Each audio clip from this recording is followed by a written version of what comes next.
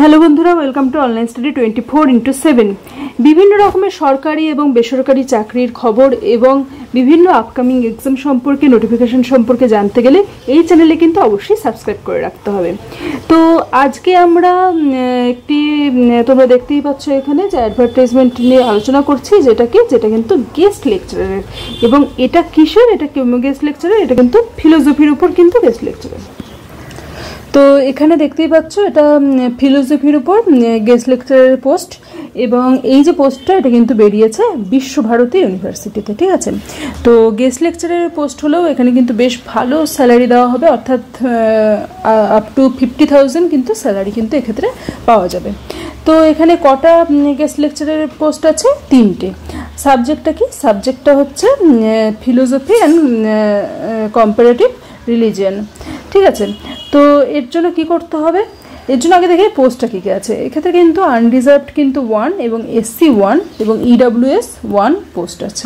ঠিক আছে, তাহলে এখানে এসেনশিয়াল কোয়ালিফিকেশন কি বলছে? এসেনশিয়াল কোয়ালিফিকেশনে বলছে যে যেরকম হয় রেগুলার প্রফেসরদের রিক্রুট করার জন্য সেরকমই, শুধু এক্ষেত্রে কিন্তু PhD না হলেও কিন্তু হবে।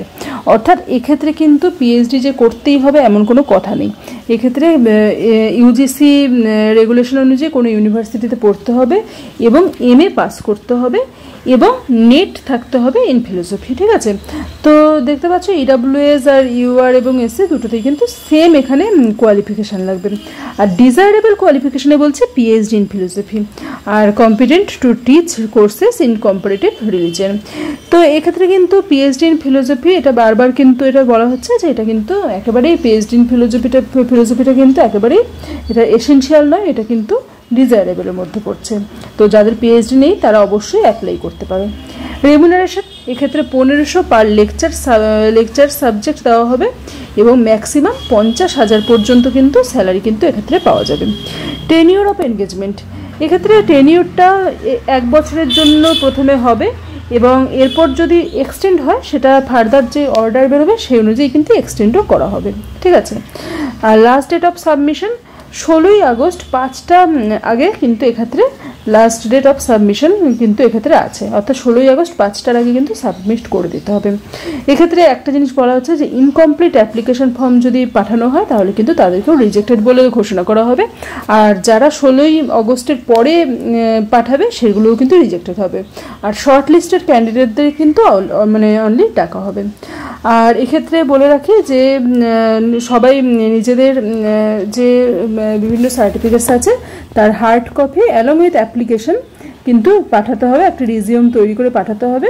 কোথায় পাঠাতে হবে? Head department of philosophy and comparative religion, Visvabharati, Santiniketan, Birbhum district, west Bengal 731235। তাহলে আশা করি এই ভিডিওটি তোমাদের একটু হেল্পফুল হলো। যদি হেল্পফুল হয়ে থাকে তাহলে কিন্তু অবশ্যই একটু লাইক করে দিও এবং আপকামিং এরকম আরও বিভিন্ন রকমের খবর পেতে হলে অবশ্যই কিন্তু চ্যানেলটিতে নজর রাখতে হবে। দেখা হচ্ছে পরের ভিডিওতে, ততক্ষণের জন্য কিন্তু বাই।